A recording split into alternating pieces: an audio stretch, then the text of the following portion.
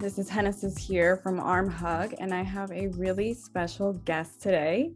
I can't wait for you guys to meet her. This is Attilah Overton. She has been a phlebotomist for 14 years, certified for 10. So she started her company back in March of 2021 due to COVID, and now she's got an office in Maryland and soon will be expanding. So I'm so glad that Janessa Blackwood connected us. Yeah. She is amazing, an incredible mentor of yours, I know. But we want to hear a little bit more about you and how you started your business. What was that? What what was that moment, yeah, that you had So, where you said, I need to do um, this? so Janessa and I, we both working at LabCorp at one time. I'm still there currently, and I noticed that the waiting rooms were empty, and this is like back in February, and I kept saying, "Man, we just gonna sit here and do nothing all day long," and then she says, "Well, I do mobile," and so I'm like, "Mobile? How do you do that?" Because I wanted to do it for so long, and then she gave me the whole rundown how to get started, and so back in March, that's when I decided to go ahead and get my feet wet with the business. And she actually gave me my first patient, which was kind of amazing. So after I saw, how easy it was, I was like, wow, this is so simple. And then it just grew from there. And then I decided to go ahead and get certified as an instructor because, I said, well, this, it has so many facets to it. And so many people want to learn phlebotomy or get into the medical field and they just don't know where to start. And so, yeah, that's basically, what I did. What was one of the hardest things you think that you had to learn?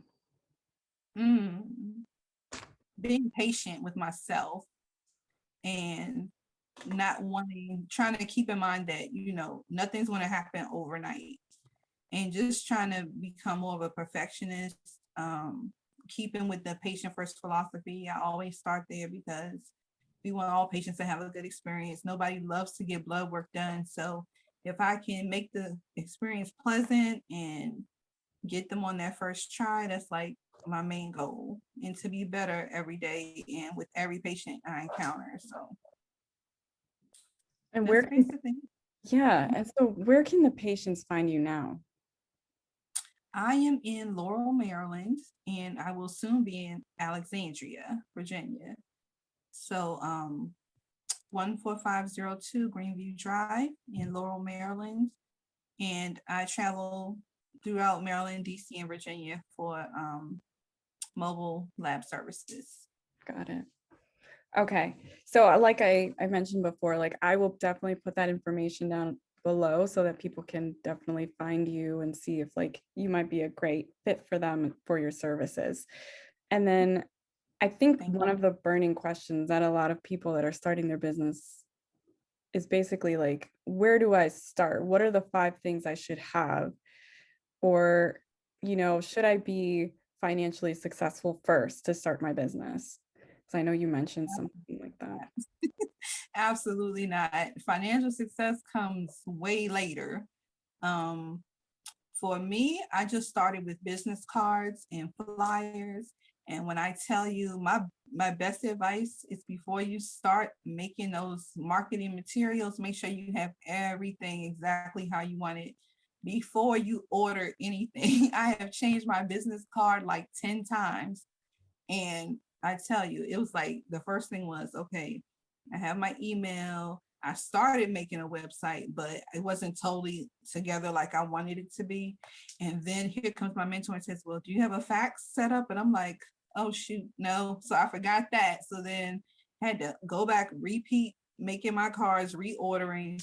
And then it was like, there was something else. I forgot to put my website on it. Then I changed my email and then the design wasn't right. And then it was just like, just make sure you have everything together because I wasted a lot of money trying to get things how I wanted. And just basically once you get that part together, then just start putting your name out there, visiting doctors' offices, nursing homes. Even like for me, if you work full time, like I still work for LabCorp, that one patient that loves your stick. This is, oh, I didn't even feel that. That's your opportunity to market yourself, and just let them know, if you can't come to us, I will definitely travel to you. So that's basically all that I've done, and it's been really helpful. And I've even gotten some doctors that have accounts with us to send me patients. So that's been awesome. Wow. So they even refer you their patients. It's definitely word of mouth. Like, I just got a new doctor that I've drawn his patients, but like, I think he was referred to me from another provider. So yeah, it's been really cool. Word of mouth is definitely the main marketing tool. So Great. And so did you buy your own supplies or did you use your own car? Like how much of this mhm, is your all that. bootstrap? Yeah. Okay. Right. Supplies, the cheapest place I've seen would be oh gosh, what is the name of it? I just had it on the tip of my tongue. I know there's so many. Oh my gosh. Well, I can tell you, I do have accounts with LabCorp and Quest through my business. Um, the way to get that is with a provider that's willing to allow you to use their credential to actually get a LabCorp account. And so with that, we're able to order supplies like that. Palmolab.com is the cheapest place to go for everything phlebotomy related. Your tubes, your specimen bags, your needles, just anything you possibly could need. And of course, I use my own vehicle. You definitely want to invest in a centrifuge.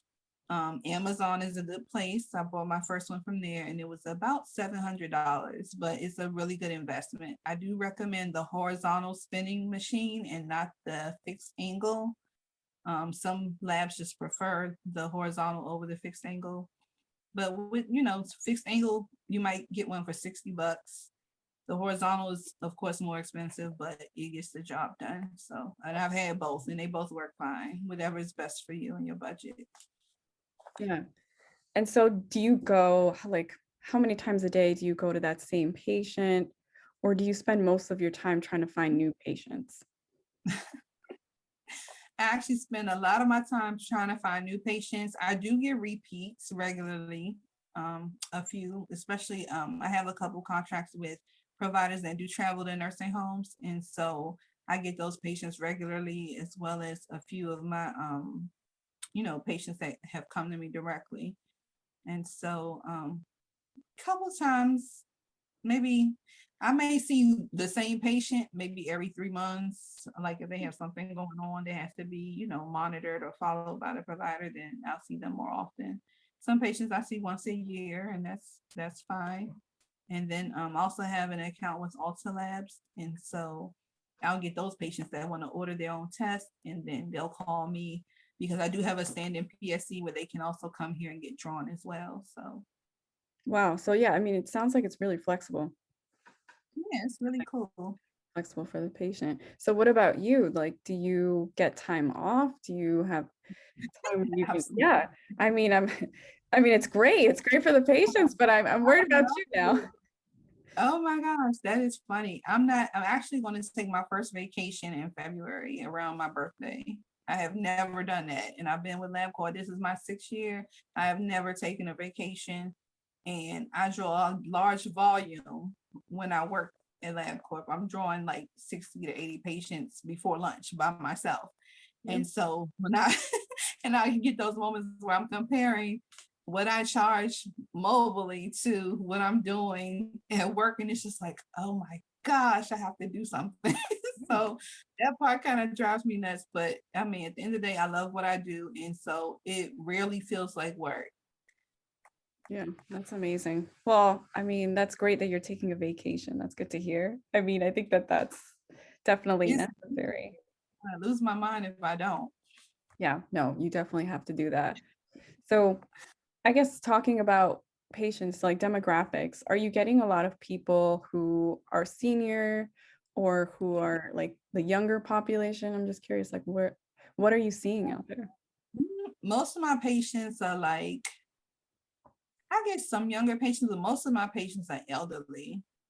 I have very few pediatric patients, but I do get them, and I'm pretty good with the little ones. So, and I'll get referrals from that as well. But most of my patients are elderly, like maybe 60s and up, and then some are, in between. It just depends. But yeah, most of them are older. The ones that just can't get out for whatever reason. Right. Or they just don't want to drive to the lab and Yeah, wait. I'm still afraid of Big Brother COVID. So yeah. Okay. And That makes where sense. would you feel more comfortable, at home or in the lab around people? Like, so I try to keep that in mind as well. And so kind of pivoting a little bit to, or back to how you started. So Mhm. besides having Janessa's guidance, which is already incredibly helpful, did you Very. ever have, yeah, I know.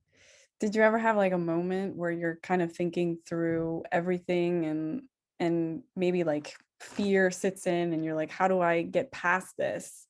Where it's like I'm gonna do this and you actually start doing it because a lot of people just talk about it for the longest time Right. and I'm they the total opposite. And what's funny, and Janessa always tells me about that. She says, you are the only one, and maybe a couple other people I know of that have really like acted on your business. Like some people, they've gotten their tax IDs, they've gotten their LLCs together, but they haven't actually touched the patient yet. And I'm one of those people that tend to jump in head first. I don't care what it is that I'm doing. If I decide I'm going to go and order supplies, I may just go overboard just because. That's just, I mean, that's not necessarily a good thing. But with my business, definitely it was a head first. Just jump in there and just get your feet wet and get your hands on some patients. So right. How did you deal with the rejections? So how some patients it's may so be like, funny. I haven't had any. what? Look at you. I have not. It's so weird. And because I've waited for that. And see, I'm not one of those people that take rejection well. And so I kind of like, I kind of take time and kind of sit back before I may approach someone with a contract or a proposal. But then I kind of get over it really fast because this is my livelihood. This is how I take care of my family. And so once you put it in that perspective, you kind of get over that part. It's just like your everyday thing. You just got to do it. Yeah, that's great advice. And so for someone who's just starting phlebotomy, Mhm. like they're about to just start their training, do Right. you like what do you recommend that they should try if they're starting phlebotomy? Like should they get some practice at a hospital or clinic? Should they, Definitely. you know, find a I would mentor? yeah, there most of your experience is going to come from on the job, right? When you're in a classroom with other students, and we have waivers that we sign, just like I signed when I was in school at Fortis, we had to actually stick each other. And so what I did was I looked for who didn't come to class because if you didn't come to class, you weren't going to be my partner. Because sticking a human arm is very different from a simulated arm. It's nothing like it. And so having said that, we can only stick each other twice in each arm. That's like the max that we're allowed to do. And so for any student, like they just graduated, they're fresh, try a quest or a lab core because that is where, or even a hospital, that is where you're going to get that experience. Like it's going to really, the more you do it, the better you'll get at it. Like when I first started, I was afraid of heel sticks because we didn't learn that. We learned how to do it book wise, but we never touched an infant heel. So I never did that before. So at LabCorp, that's where I got a lot of that experience from. And what I started to do, instead of shying away from it, every infant that came in, I said, okay, I want this one because I need to learn. You got to do it. And so you never know who your patient is going to be. And so accept those challenges. And the more you do it, the better you'll get, the more comfortable you'll be with it. And that's going to make you do a good job. Wow, that's great advice. And so last question. Mhm. So what will we be seeing from you? So what's next? Where are you going to be in 5 years? In 5 years, I would like to have a ginormous patient service center and actually start hiring my students to take on some of these mobile draws so that I can stay stationary as much as I probably won't. I'll still be out there poking people and beating up arms. Not too bad though, I promise. But like, yeah, I'd love putting my hands on the patient. So hopefully much bigger expansion and also, just helping others get started. That's really, what I want to do. Yeah. And are you helping like other people start mobile phlebotomy businesses too, or just mostly I haven't only because my time is very limited. In addition to this, I'm a mother of 8. And so, yeah, and so I am super busy. After work, I try to, do my patients. If I have any after work or weekends, I try to get that done so that I can take care of my first business, which is my family. And so, yeah, not a whole lot of time extra to mentor, but I do in the foreseeable future see that I will be mentoring more. I did actually, no, I'll take that back. I did do one. And it's actually a phlebotomist I met in Virginia. And she actually started her business like the actual first day that we talked. And I gave her, the tips that I had that was given to me. And she actually got a contract with one of the nursing homes near her lab. So that was pretty awesome to see that she did it as quickly as I did it. So that was cool. But yeah, I would love to do more.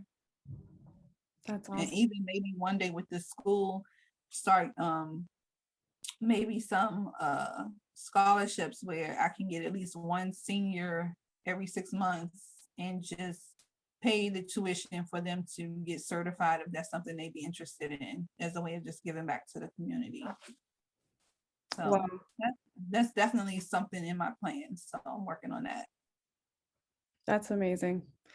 So, I mean, the first step is to say it out loud. So Absolutely. You gotta put it out there. so that the universe can give you that.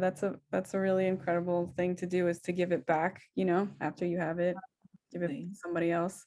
So I don't want to take up too much of your time. I know how busy you are. And that concludes our interview today, but thank you so much. Thank you for the time, and I didn't even know you were watching me. Yes, everybody, I'm rooting for you. Oh, thank you. Yeah. I appreciate that. So I'm gonna go ahead and let you go, but it's been a pleasure getting to know you today, and I can't wait to see what other people are gonna think. Right. All right. Thank you so much.